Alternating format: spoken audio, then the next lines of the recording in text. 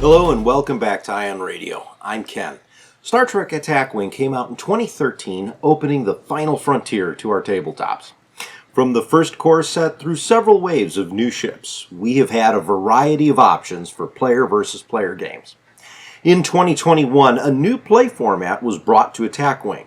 Instead of battling each other or playing one of the few AI-controlled scenario opponents, a new cooperative campaign experience started to hit our tables.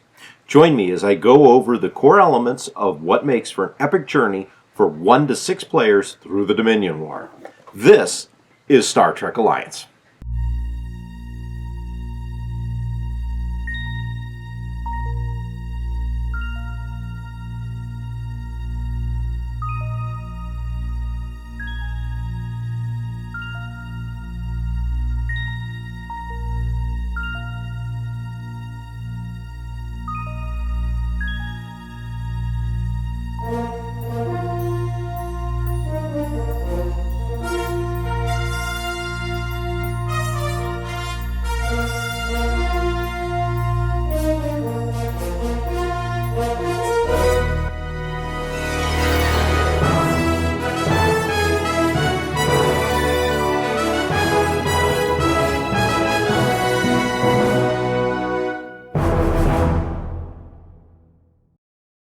The first part of the Dominion War centers around the Federation and a few new captains.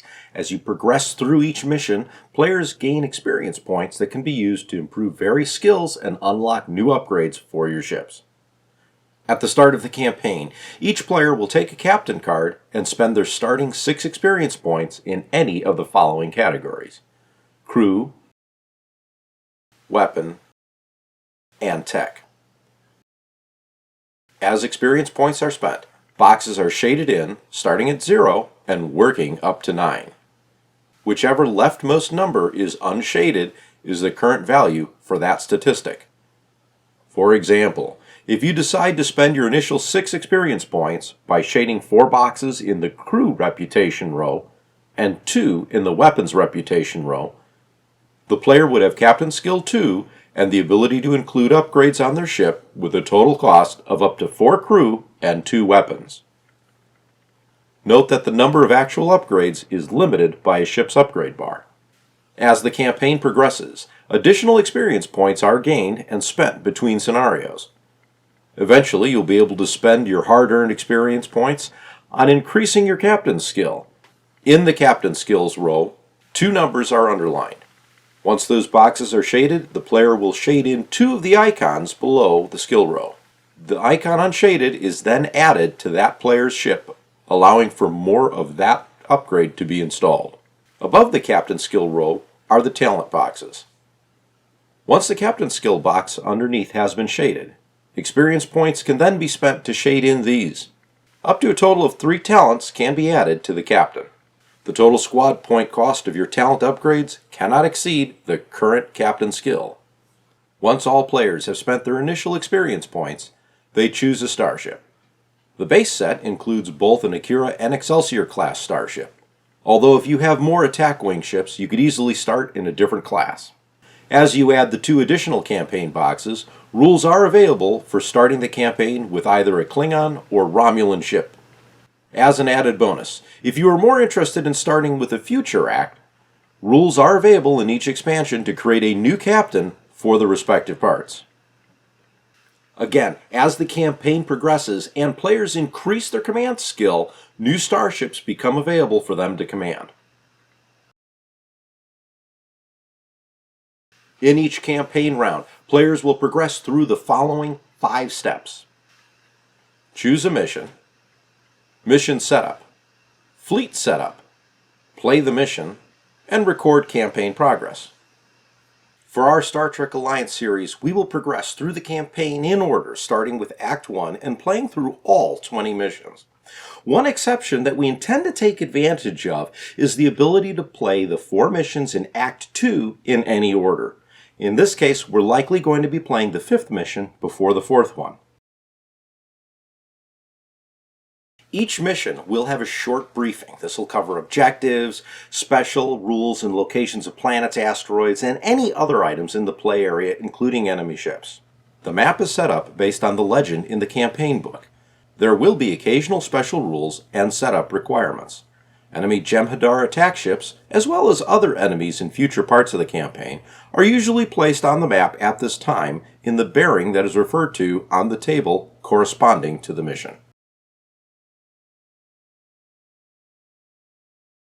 Now that the Federation has scanned the area and is aware of all enemy ships, planets, and other objects in the sector, players are able to choose their ships and spend squad points to upgrade their ship, best suiting the mission objectives.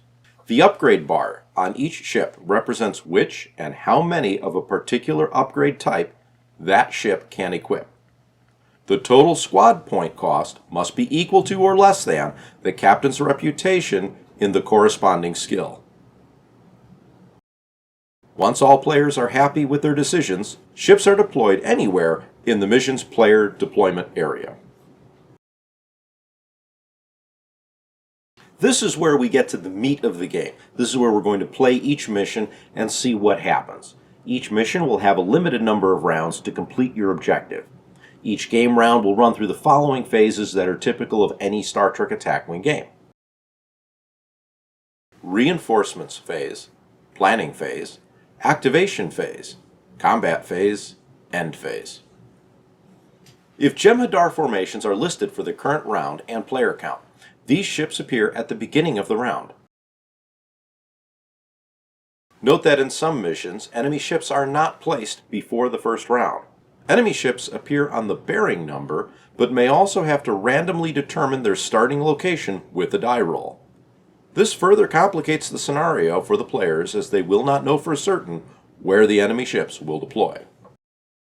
For the planning phase, all players will set their maneuver dials for each one of their ships, then choosing the maneuvers and speed to best position their ships for the mission objectives, or to potentially get an enemy ship in your line of fire. As enemy ships are run by an AI, they will skip this phase. This will immediately go into the activation phase. So in ascending order of captain skill, each ship moves and performs one action. For player ships, the maneuver dial's chosen maneuver is executed. The enemy AI will use the logic card for the ship in question. Now that all ships have maneuvered, we move into the combat phase. So once ships are within attack range in descending order of captain skill, each ship can attack an opposing ship. Once all combat has been resolved, during the final phase, the end phase, players will resolve cards listed with the end phase header. This includes things like shield tokens that are disabled will be activated again, unused scan, evade, and battle station tokens are removed, and end of phase activities and abilities are now resolved. Before proceeding to the next round, all win-loss conditions for the scenario in question being played are checked. If none exist, a new round will begin. Once a mission concludes, players check which objectives they completed and determine if the mission was a success or a failure. Progress is recorded in the campaign book along with any persistent effects, such as Dominion influence. This is also where players gain new experience points. Players may now choose which boxes on their respective captain cards they will shade. All experience must be spent, as it cannot be kept round to round. For our campaign on Ion Radio, we are breaking each mission into a separate episode. The intro sequence will generally include a captain's log to go over the mission parameters and other useful information regarding the scenario. We will then cover the current status of each captain as well as the ships and upgrades that they choose. After each mission is completed, we will also show where the experience points are spent and alert of any potential persistent effects and Dominion influence. It is worth noting that this is just a summary of how to play Star Trek Alliance, so the rulebooks that come with each campaign box cover this in much greater detail. So our purpose here is to showcase the general flow of the campaign and compare that to how we're presenting each mission. I hope you guys enjoyed this short presentation covering Star Trek Alliance. We're having a blast filming these episodes and completing a journey through the campaign. If you do like our video episodes, please give us a like and consider subscribing to the channel. Check us out on Facebook, Instagram, and Twitter, and join our Discord where you can interact with me and John directly. Until next time, I'm Ken, and this is Ion Radio.